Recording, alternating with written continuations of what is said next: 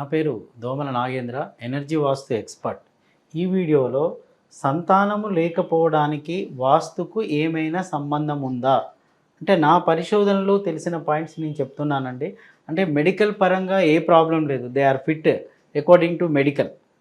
మగ ఆడకు ఎలాంటి ప్రాబ్లం లేదు, కానీ సంతానం కావడం లేదు. అంటే వాస్తు పరంగా ఉన్న దోషం ఏంటి అంటే నా అనుభవంలో నేను పరిశీలించినే చెప్తూ ఉన్నానండి. సో ఇక్కడ నెంబర్ వన్ ఎక్కడ కనబడింది అంటే ఉత్తర వాయుంలో దోషం కనబడిందండి. ఉత్తర వాయుంలో దోషం ఉంటే ఏంటి, లాంగ్ టర్మ్ సఫరింగ్. నేను చాలా ఇళ్లలో చూశాను. రీసెంట్గా వెళ్ళిన ప్లేస్లో నేను గమనించింది ఎలా ఉంది చూడండి. మీరు ఇక్కడ ఉత్తర వాయుంలో దోషం అంటే ఉత్తర వాయుం ఇలా కట్ అయిపోయిందండి, ఇలా కట్ అయిపోయింది. కాంపౌండ్లో ఉత్తర వాయుం కట్ అయిపోయింది. సో అతనితో ఏమన్నాను అంటే నేను, మీరు లాంగ్ టర్మ్ సఫరింగ్ జోన్లో ఉన్నారండి, దీర్ఘకాలికంగా బాధపడుతూ ఉండే అవకాశం మీ ఇంటికి ఉంది అని చెప్పాను. మళ్ళీ ఏమన్నానంటే అది డబ్బుకు సంబంధించింది కాదు అన్నాను. ఇప్పుడు మీరు ఒకరికి ₹1,00,000 ఇవ్వాలి, రోజు మీకు ఫోన్ చేస్తున్నారు, మీరు 1,00,000 అతనికి ఇచ్చేస్తే ఫోన్ చేయడం ఆగిపోతుంది. కానీ ఇది అలాంటి సమస్య కాదు అని చెప్పాను. సో తన ఇల్లు విజిటింగ్ అంతా చూసిన తర్వాత లాస్ట్కి తను ఏం చెప్పాడు అంటే, నాకు పెళ్ళై 15 సంవత్సరాలు అవుతుంది సార్, పిల్లలు లేరు అన్నాడు. పిల్లలు లేరు అని చెప్పాడు ఆయన.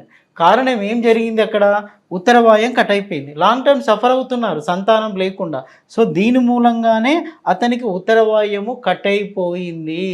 అది తనని దీర్ఘకాలికంగా బాధ పెడుతూ ఉంది అని నేను గమనించాను. నేను ఏమి చెప్పానో చివరికి అదే చెప్పాడు. సో నువ్వు దీర్ఘకాలికంగా బాధపడుతున్నావు సార్, సంతానం లేమితోటి దీర్ఘకాలికంగా బాధపడుతున్నా అని చెప్పాడు. దానికి కారణం ఏంది అంటే ఉత్తర వాయువు. మరి ఒకరింట్లో నేను ఇది చూశానండి.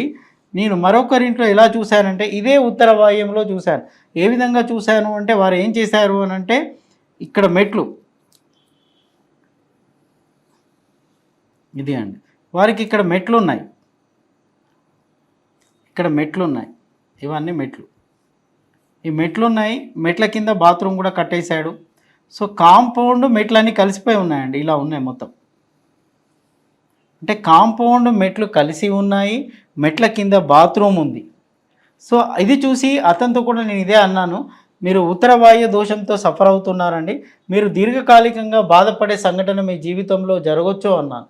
సో అతను కూడా ఏం చెప్పాడు, సార్ నాకు పెళ్ళయి 12 సంవత్సరాలు సార్, నాకు సంతానం లేదు అని అతను కూడా చెప్పేశాడు. సో ఇంతకుముందు చెప్పిన ఎగ్జాంపుల్ ఏంటి అంటే ఉత్తర వాయుం కట్ అయిపోయింది, ఇక్కడ ఉత్తర వాయుం పెరిగిపోయిందండి. చూడండి ఉత్తర వాయుం పెరిగిపోయింది. సార్ ఇలా ఉత్తర వాయుం పెరగడం వల్ల ఏం జరిగింది సార్ అని అంటే, ఈ ఉత్తర వాయుం ఇటు పెరిగింది అని అంటే మీరు ఇక్కడ చూడండి, ఇక్కడ ఈశాన్యం ఇది పెరిగింది, ఇది తరిగింది కదండి. ఇక్కడ ఈశాన్యము తగ్గిపోయింది, ఇక్కడ ఈశాన్యము తగ్గింది, ఉత్తర వాయుం పెరిగింది.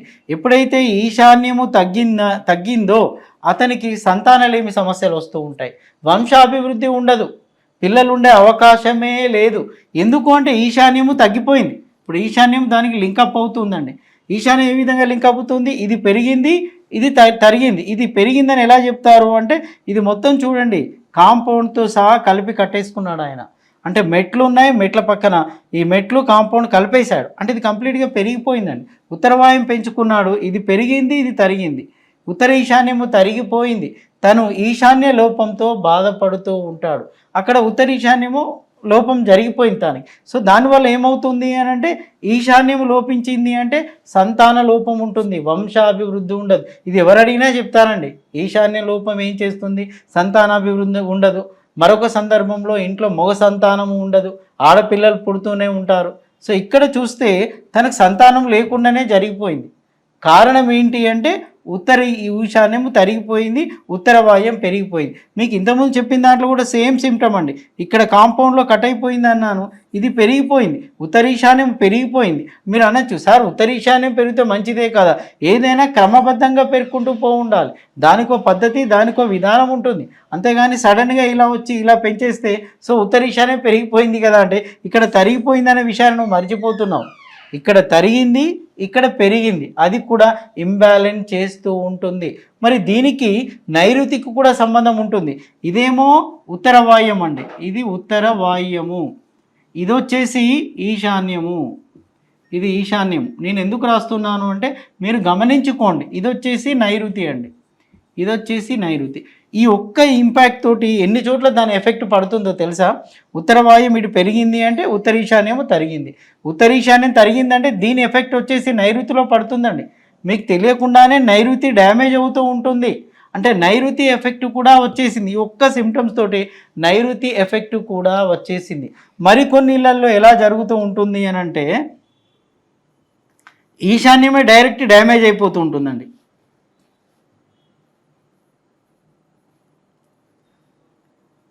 ఈశాన్యమే డ్యామేజ్ అవుతూ ఉంటుంది. అంటే ఈశాన్యం ఇలా డ్యామేజ్ అవుతుంది కాంపౌండ్లో. ఈశాన్యం ఉండదు ఆ ఇంటికి. చూడండి, ఈశాన్యం ఉండదు. అంటే ఈశాన్యం తగ్గిపోయింది. మళ్ళీ ఏం పెరిగిందండి? మళ్ళీ ఉత్తర వాయుం పెరిగింది. అంటే ఈశాన్యం ఉత్తర వాయుం ఎఫెక్ట్ ఉంది, ఈశాన్యం ఎఫెక్ట్ ఉంది. ఎప్పుడైతే ఇది తరిగిందో నైరుతి ఇంబ్యాలెన్స్ అవుతుంది. మరి దీని ఎఫెక్ట్ ఉంది. చూడండి, మీరు గమనించండి. మీరు ఇంట్లో ప్రాక్టికల్గా అవునా కాదా మీరు తిరిగి చూసి పరిశీలించండి. నేను ఇది అనుభవంతో చెప్తున్న పాయింట్సేనండి. సో ఇక్కడ ఇది తరిగింది, ఇది ఇక్కడ ఇది పెరిగింది. దీని ఎఫెక్ట్ ఎన్ని చోట్ల పడింది అంటే ఉత్తర వాయుం పెరిగింది, ఈశాన్యము తరిగింది, నైరుతి ఇంబ్యాలెన్స్ అవుతుందండి.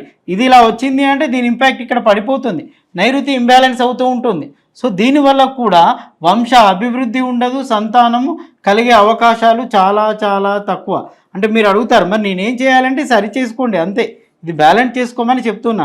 మరికొన్ని సందర్భాల్లో ఏం చేస్తారు, ఇది బయట కాకుండా ఇంట్లో కూడా ఈశాన్యం కట్ చేసుకుంటారండి. ఇక్కడ కూడా ఈశాన్యం కట్ అవుతుంది, ఇది కూడా ఈశాన్యం కటింగ్ అవుతుంది ఇంట్లో కూడా. సో దీనివల్ల కూడా సేమ్ సిమ్టమ్ కదండి. ఇది పెరిగింది, ఇది పెరిగింది, ఇది తరిగింది. దీని ఎఫెక్ట్ వచ్చేసి ఇక్కడ పడుతుంది.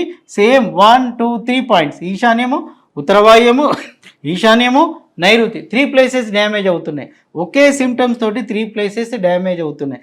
మరికొన్ని సందర్భాల్లో ఎలా ఉంటుంది అని అంటే ఇల్లు చూస్తే చక్కగా ఉంటుందండి, చాలా చక్కగా ఉంటుంది, చూడగానే చాలా నీట్గా చాలా బాగుంటుంది.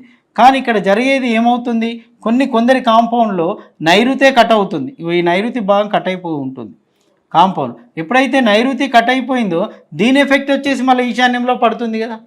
దీని ఎఫెక్ట్ ఈశాన్యంలో పడుతుందండి. ఈశాన్యంలో పడిందంటే 3 ఇంబ్యాలెన్స్ అయిపోతాయి, ఉత్తర వాయువు, ఈశాన్యము, నైరుతి. సో దానివల్ల కూడా సంతానం కలగకుండా ఉంటుంది, సంతానాభివృద్ధి ఉండదు, వంశాభివృద్ధి ఉండదు. కారణాలు ఏమైనా కావచ్చు. అందుకే మీరు వీటిని పరిశీలించండి. ఇప్పుడు నైరుతి ఇక్కడ డ్యామేజ్ కాకుండా కొన్ని ఇళ్లలో ఏమవుతుందంటే ఇంట్లో కూడా నైరుతి కట్ కావచ్చు, లేదా నైరుతిలో టాయిలెట్ కూడా ఉండొచ్చు. నేను చాలా వీడియోలలో చెప్పాను నైరుతి టాయిలెట్ గురించి. నైరుతిలో టాయిలెట్ ఉన్నా కూడా వంశ అభివృద్ధి ఉండదు. అంటే సంతానము కలగకుండా చేసే అవకాశం ఉన్న వాళ్ళలో ఇది కూడా ఒకటి. సార్ మాకు సంతానం ఉంది సార్ భలే చెప్పారు అంటే లేని వారిలో ఇది కూడా ఒకటి. సో కాంపౌండ్లో నైరుతి కాంపౌండ్లో కూడా ఇక్కడ కూడా టాయిలెట్ ఉందనుకోండి, వంశాభివృద్ధి ఉండదు, ఎదుగుదల ఉండదు, ఆ వంశమే క్షీణించే అవకాశం ఉంటుంది, డెవలప్మెంట్ మొత్తం పడిపోయే అవకాశం ఉంటుందండి. ఇంకొక సందర్భంలో ఈశాన్యంలో కొంతమంది పూజ గది పెడుతూ ఉంటారండి. ఇది ఎంత ప్రమాదమో ఇది అది అంతే ప్రమాదం అండి. ఈశాన్యం మూతపడుతుంది, అప్పుడు నైరుతి ఇంపాక్ట్ ఉంటుంది. ఈ విధంగా ఉన్న ఇళ్లలో ఏమవుతుందంటే క్రమక్రమంగా వంశం క్షీణిస్తూ ఉంటుంది, అభివృద్ధి ఉండదు, సంతానం ఉండదు, మగపిల్లల ఎదుగుదల ఉండదు, మగపిల్లలు పుట్టడమే తగ్గుతుంది, ఆడపిల్లల యొక్క ఉత్పత్తి పెరుగుతుంది, క్రమంగా వాళ్ళ వంశం మొత్తం దెబ్బతినే అవకాశం ఉంటుంది. సో ఓకే, అంటే నేను ఏమంటున్నానంటే ఈ 3 పాయింట్ చూసుకోండి. మరికొన్ని సందర్భంలో అండి ఇక్కడ ఉత్తర వాయుంలో వీధి పోటు కూడా రావచ్చు, ఉత్తర వాయుంలో వీధి పోటు కూడా రావచ్చు.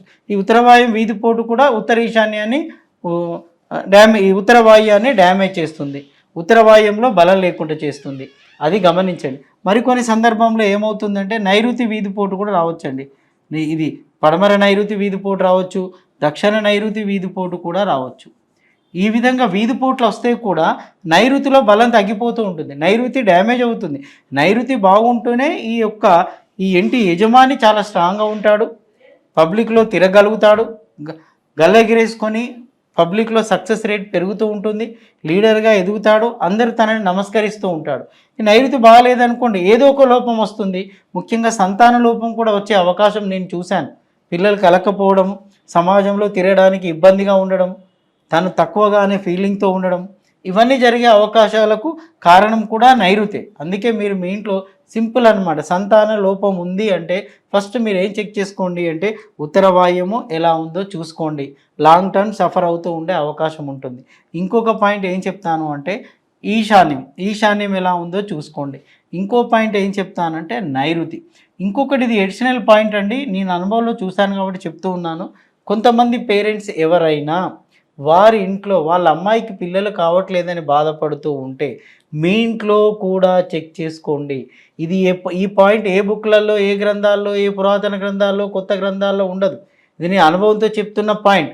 మీ కూతురికి పిల్లలు కావట్లేదు అనంటే మీ ఇంట్లో కూడా చెక్ చేసుకోండి. మీరు మీ అమ్మాయి గురించి బాధపడుతూ ఉన్నారని మీకు అర్థమైంది కదా! మీ ఇంట్లో కనుక ఆగ్నేయ దోషము గనక మీ ఇంట్లో ఉంటే మీ అమ్మాయికి పిల్లలు లేకుండా అంటే ఏదో మూలంగా మీ అమ్మాయి గురించి మీరు బాధపడాలి. అమ్మాయికి పిల్లలు లేకుండానైనా బాధపడాలి.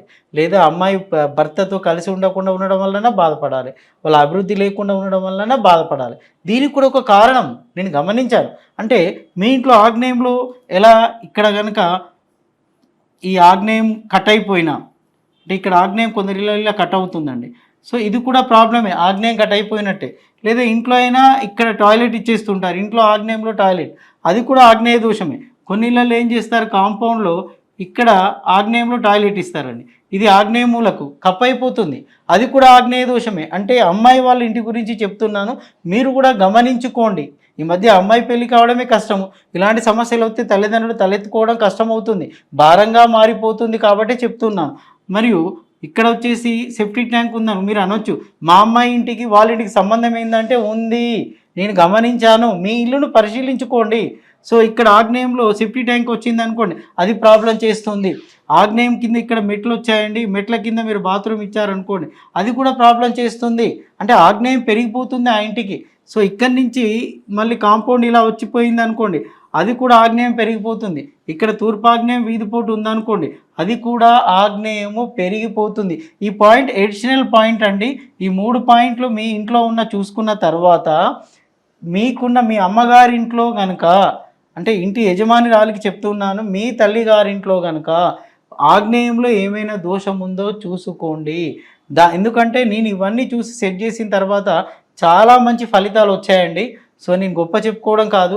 ఇవన్నీ అనుభవంతో చెప్తున్న పాయింట్స్. చివరికి 4th పాయింట్ వరకు కూడా వెళ్ళాను. ఇవన్నీ సెట్ చేసిన తర్వాత కూడా ఎక్కడో ప్రాబ్లం వస్తుందని గమనించి అమ్మాయి వాళ్ళ ఇంటికి వెళ్ళి చూసినప్పుడు ఆగ్నేయ దోషం కనబడితే దాన్ని సరిచేసిన తర్వాత అద్భుతమైన ఫలితాలు వచ్చాయి.